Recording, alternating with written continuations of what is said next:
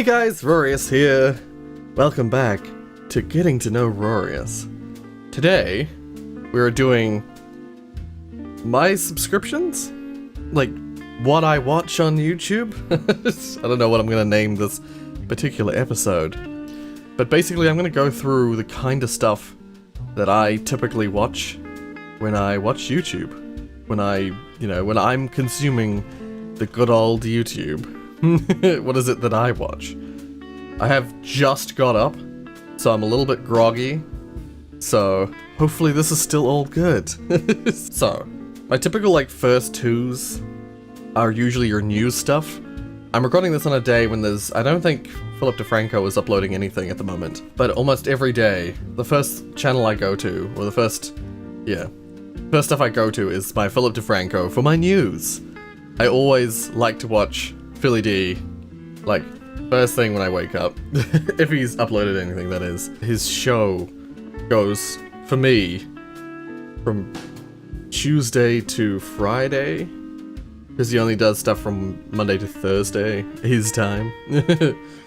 So, I always watch my news, because I like to keep up to date with stuff. And I just like Philip DeFranco. he's my go-to news place.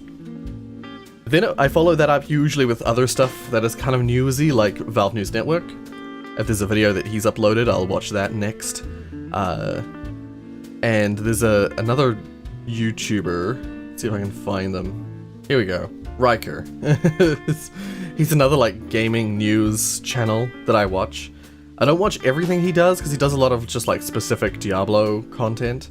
But he does news on all sorts of gaming stuff. And I like his face. I used to donate to him. My name is on one of his merchandise shirts, because he did a thing where if you donated any amount of money, you got put on a shirt for that year. I wish I had bought the shirt, but I have not. But my name is on one of the shirts he released a couple of years ago. Then after all the newsy kind of stuff, my go-to is Game Grumps. Game Grumps, they're a compilation channel for Game Grumps. Oh, and Grump Out. They've been uploading short clips to Grump Out recently, which is nice. So yeah, Game Grumps, anything. Is usually my next up kind of watch, because I know generally that their content is going to be pretty consistent. I know what I'm getting usually. I'm not sort of going to be throwing something. Oh, by the way, I'm usually eating. I probably should be eating while this video is happening, because I have not eaten yet. Yeah, I prefer not to watch gross stuff while I'm eating, so that's why news, Game Grumps. Although sometimes I'll opt for one of the many meme things instead. So sometimes instead of Game Grumps, I'll watch MK. MK is the only meme channel that I watch. They've got a bunch of readers that I like. So yeah. I never used to watch meme stuff, meme compilation video stuff, but yeah, I just like MK. I like them a lot. And at the moment they're releasing a ton of stuff. So there's there's an hour video, there's an hour Made Me Smile, and an hour Crackhead Craigslist video that they've uploaded in the last day. Because they have so many different readers for the channel, they can release a ton of content all at once, which is nice. And stuff like Our Made Me Smile is always top billing for if I'm just got up for the day and I'm still eating or whatever. That I know that's gonna make me happy. And then I watch stuff like Bazamalam. His stuff, I almost always watch his his meme reaction stuff, or his gameplay stuff, if it's not already uploaded by someone else. Half the time when he uploads a new gameplay video, it's already been uploaded by someone like Dorko. I watch Dorko, 8-Bit Ryan, Bazamalam. I watch that whole crew. So yeah, sometimes they'll have uploaded stuff before. And then of course you got your Markiplier and your Jacksepticeye, although I don't see Jack anywhere at the moment. But yeah. That's kind of my viewing habits. Yeah, 8-Bit Ryan, Ars Technica. That'll be something I watch later on. That'll be something that I watch while I'm waiting for a video to render or something. Oh, and Muffetius Blackamus. that's a channel that's very rare uploads, but I'll definitely watch them probably pretty early on in my schedules. I have a few music channels as well. I have like Argo Fox. Argo Fox is a channel that I found like a year or two ago. Some of the stuff that they were showing off was stuff I ended up using for outro videos, as in like the outros I have on videos. And so they have informed my, you know, choices when it comes to music in my outros. Stuff like Brandon Rogers, I watch them sometimes, not always. Some of their stuff is, well, all of their stuff is disgusting. I have to be in the right mood to watch his stuff, but it is usually very funny. Oh, stuff like Captain Sparkles as well. Usually, if I've gone through this stuff and I'm kind of bored, I'll go to the top of here and I'll just go to home and I'll just look at recommended stuff. And half the time, like Captain Sparkles streams, which I haven't subscribed to Captain Sparkles 2, which is where his stream stuff is, but I'll like go. It'll be recommended to me in home because I watched his video or whatever. And sometimes like other meme stuff. So there's usually a lot of like Game Grumps. Oh, this is a channel I've just subscribed to. Joel Haver? He's got really interesting animations. Really fascinating. Oh, and there's so many like Ask Reddit videos where it's like, what is this thing? What screams I peaked in high school? You know, these are very common. They're everywhere now. Even when I haven't watched, you know, anything to do with these at all, they'll pop up. So, one other thing I wanted to go through, that basically covers everything that I watch. But, what I would like to also do is explain, I've talked about it before, but I always like to mention this just so that people can understand like my inspirations, where I come from in terms of YouTube. I started out in YouTube watching like the random animation stuff that used to come out on YouTube, stuff like Asdef Movie, like from Tomska, or Oni Plays animations. Pretty much it was just that stuff. Back in like 2007, 2008, I would watch like animation stuff on YouTube. That was pretty much it. Stuff like Oni and G, Tomska, and there was like one other, I feel like there was one other YouTube channel. Oh, I don't think I'm subscribed to them. No. I used to watch Epic Rap Battles of History back then. Those were pretty much the only channels I used to watch back when YouTube was in the early days. And then there was, I've talked about it before, there was like a gap where I just didn't watch YouTube from like 2010 through to 2014. I didn't know anything that was going on YouTube. I was in my own little world, not aware of what was happening online. And then a friend of mine asked me if I had heard about a little game, a little indie game called Five Nights at Freddy's. And at the time I had not. First of all, I had not. This is in like 2014. I had no idea what it was about. He explained it, but he didn't really get to me what Five Nights at Freddy's was, like properly. And mainly because I'm not the best at visualizing when people explain stuff to me. I usually visualize something completely off what they actually intended. But then I think he showed it to me later on, and I was like, oh, that's an interesting looking game. But I was like, that does not look scary at all. I was very skeptical about how scary it was. I was like, whatever, man. This doesn't look scary enough. Even though at the time I wasn't playing horror games because I was too afraid to play a lot of horror games. Games like Outlast had ruined horror for me. Because I watched someone play Outlast and I'm like, you know what? I can do without horror games. Like, horror games aren't my thing anymore. When, like, 5 years prior to that, horror games were my frickin' jam. They were I loved horror games up until that sort of era of my life. But then, I was one day, like, looking up. I was at work, I was bored, I had nothing to do. And I was just sitting at my desk, and I started just looking up stuff. I can't remember exactly why Five Nights at Freddy's came up into my head, but I just suddenly was like, I wonder what that game was like about. What was the deal? What was the story of Five Nights at Freddy's? And I was like looking up the wiki, looking up one of the many Five Nights at Freddy's wikis. I was just like trying to read about the information, but of course the story in Five Nights at Freddy's is quite sort of sparse, and so I wasn't really getting any information. I was trying to find stuff, but I wasn't really getting any information. And then on one of the wiki pages, it probably talked about some of the theory stuff.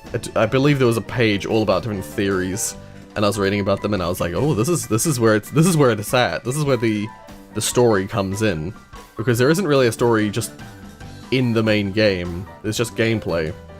But then there was these theories that people had come up with, and some of the theories had people listed next to them, like where the theories had come from. And I believe that directed me to a stream by the game theorists. It led me to, a stream by the game theorists where they were talking with other theorists about Five Nights at Freddy's. It might have at first just brought me to one of their videos. Oh, this might be it here. Hey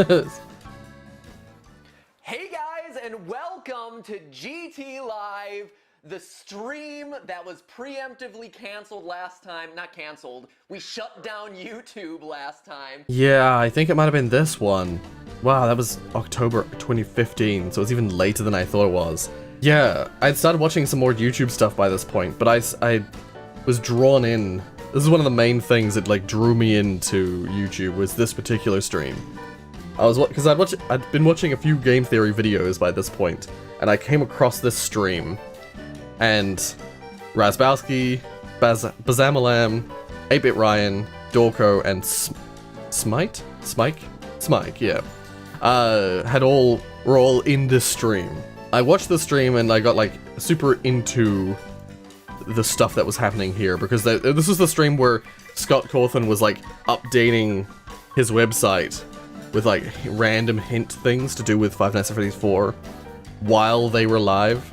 I think this is the stream, unless it was a previous stream in which that was happening. But whatever the case, I ended up subscribing to these four. For some reason I didn't subscribe to Smike. I ended up subscribing to all four of these guys, and I still am to this day. I believe Razbowski's content's a little weird, so I might not be subscribed to him anymore, but I'm still subscribed to these three. But I still love all these guys. These guys are all great. And they led me to subscribe to other people. So like, that was one of my first avenues into like different communities in YouTube. The other side was, I had subscribed to Tomska years ago. It was one of the only subscriptions that I still had from the early days, that I still knew about from the early days. And I went back to Only Plays because he started uploading content that was just, him playing a game. I came onto YouTube right around the time when he started uploading gameplay videos, and then his Only Plays turned into basically him, Oni, Julian, and Ding Dong. And I used to watch that like religiously. Those three guys are so funny together. I'm not as into the newer cast members, but I still sometimes watch those guys too. And from there, that split off into Super Mega and some other stuff. But eventually, I didn't watch Game Grumps until way later, because someone posted an animation of Game Grumps, of like a Game Grumps moment, and I found it so funny. Sorry, I got interrupted. What the hell was I saying? I'll try and just cliff notes it, sort of approximately what I was saying. Yep, Only Plays got me into Super Mega. Game Grumps I got into because of a reaction stream submission that was an animation based on some Game Grumps audio, and I was like, damn, I gotta go subscribe to Game Grumps, and I went and subscribed to Game Grumps, and I've watched almost everything they've done. Kind of almost everything they've done. I was gonna say everything they've done since, but I've gone back and watched old stuff as well, so kind of almost everything they've done I've watched. Then on the Tomska side, I like subscribed to Tomska, and then he has friends, and they're all YouTubers. So not all of them. A bunch of them do YouTube stuff, so I slowly subscribed to a bunch of them. Got like subscribed to like people like Jack and Dean, although they don't really do anything anymore. I don't know where my Jack's films. I don't know where I found him, or Philly D for that matter. But I found them through the grapevine. Found a bunch of like the animation stuff, probably through recommended stuff mostly. I imagine it would have been just like animation stuff because animation was like the biggest thing like a few years ago. And then I found a bunch of YouTube stuff from you guys, where you've submitted stuff and I've liked it, and so I've watched it. Yeah, definitely. When it came to PewDiePie, Markiplier, and Jacksepticeye, that was because I'd already known their names from before. I remember PewDiePie specifically. It was like I one day decided, you know what, I'd always heard negative things about PewDiePie. So I was like, one day I was like, I'm just gonna like judge him for myself, essentially. I thought I'd just find his channel and open it up and judge his content for myself, because I'd only ever heard of people's assessments of PewDiePie. And the very first video of his I watched was, that's right, I tried to find it a while ago and it was really hard to find. There was just this one video where he talked about, I think I actually might have even looked up why do people hate PewDiePie, and this one video came up that he made himself, and it was basically him addressing his controversies or his story basically. And I was like, damn, I misjudged this guy a ton, like so much. This was back in like 2015, 2016. I was like, shit, I totally misjudged this guy. He's actually, like, at least in that video, he was very down to earth, very, like, yeah, I get it. Like, this guy's had a bit of a bad rap. And so I subscribed to him and I watched a bunch of his stuff, and he very quickly turned into an insane person for a while. And a lot of that stuff I did not watch, the more insanity stuff. I'm not really interested in that. But I believe it was through him that I found, or that I wasn't even through him, it's just that after subscribing to him, I was like, maybe I should check out the other names that I've heard before, Jacksepticeye and Markiplier. And I went to both of them around the same time. I can't remember what the first video of Jacksepticeye's I watched, but his stuff I immediately, like, clinged to. Although I haven't watched a lot of his... I haven't watched his Spider-Man stuff because I want to play Spider-Man. But he's been uploading a lot of Spider-Man recently. But I sort of immediately was like, yep, I like this guy. He's cool. Subscribe to him. Markiplier, on the other hand, the very first video of his I watched, let's see if I can find it, was the scooting video. There's a video where he was just riding his... It wasn't him riding a scooter, but he was playing a game where you ride a scooter. And he was so aggressive with his screaming and stuff in that video. It was really like if you watch the videos before and after it, none of them are like this video. It was a really bad first impression, because I watched this video and I was like, no thank you, none of that. I left and it took me like a month or so before I came back and was like, let's try that one more time, and I watched something else, and then, yeah, it was fine. This video, it was a really bad first impression for me. But then, yeah, when I came back, I went back and watched a bunch of his stuff. And, yeah, Markiplier is still... I subscribe to him to this day. Through Markiplier, I found out about a lot of animators and stuff, and Lixian being one of them. Lixian's a really cool dude. I love all his stuff. I know he's not really uploading stuff anymore. He's focusing on his like work and stuff and his life. But, yeah, Lixian does great stuff. Love all his stuff. Lixian also made a game that I played that ended up exploding and is my most popular video. So thank you, Lixian. You are the reason why I have 2,000 subscribers. What else is there? Stuff like Kozgesagt. I don't remember how I found them, but I used to watch a lot of science videos, probably through Game Theory. Game Theory probably led me to a bunch of like other like sciencey videos. Because I used to watch like a channel called ASAP Science, and Kozgesagt was another one, and there was like a handful of all sorts of sciencey channels. Pretty much the only one that remains is Kozgesagt. Another channel I watched when I was back in like 2018 or whatever was sorry, in 2008, was this channel called Das Bullshit, and it had like his Gmod idiot box videos. They're another like staple of my old viewing habits. Yeah. I never really got into YouTube poops. People like YouTube poops, I'm not really a huge fan of them. They have to be done right. They have to be really done in a very specific way for me to enjoy them. Otherwise, eh. I think that about covers it, doesn't it?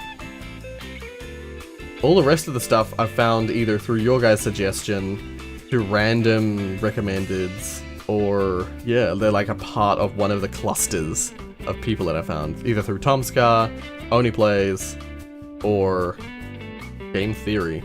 So many YouTube channels. So many of these YouTube channels, though, that I'm subscribed to no longer upload stuff. I still am subscribed to them just because I've never gone through and deleted them. But I think basically, yeah, that all those clusters I've mentioned basically covers every single one of these subscriptions, including your guys' suggestions, your guys' posts on the Reddit. That'll do it, I think.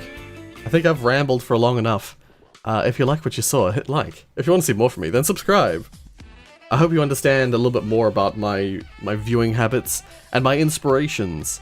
Because definitely, the channels that I watch, the likes of Game Grumps, the likes of Dorko, the likes of Game Theory, maybe not Game Theory, less so Game Theory, Markiplier, Jacksepticeye, they're the ones who kind of influence my style, the way that I do things. Definitely all the channels that do like straight gameplay stuff are the greatest influences of me. But also channels like Jack's Films and other channels where they just like, they film a piece to camera type thing. Like a lot of them have influenced me in some way to do with my filming, my setup, my attitude, the way that I present myself. Often, a lot of them, the inspiration is more so just like, don't worry about these other things that I used to worry about. Because most people don't care about that. You know, these YouTubers are popular for a reason. If they don't worry about it, I shouldn't worry about it. Because, yeah. Actually, even PewDiePie is a bit of that. PewDiePie was definitely an inspiration of like, you can be, like, you can have the like shittiest setup, or you can have, you know, he doesn't have a shitty setup. He has actually a very good setup. But you can do stuff like have your green screen be totally off, like just bits showing and shit, and people just think it's funny most of the time. I usually try and keep my green screen nice and crisp, but when I see like small things that aren't quite right, I usually think to myself, does it really matter? It is YouTube. Other channels don't bother with that stuff, or you know, they do less, try less, you know, make less effort to do those things than I do. So I shouldn't stress about it if I can't quite get it right. Most people won't even notice or won't even care. So just chill, just relax. I still try really hard to make things good, but if certain things aren't quite right, I don't sweat the small stuff anymore. Thank you so much for watching the Get to Know Rorius series. This is the final episode. Tomorrow, there will just be a little vloggy video to say Merry Christmas to everyone. Because it'll be Christmas Day for me, but it'll probably be Christmas Eve for everyone else. Until next, we meet. Bye guys.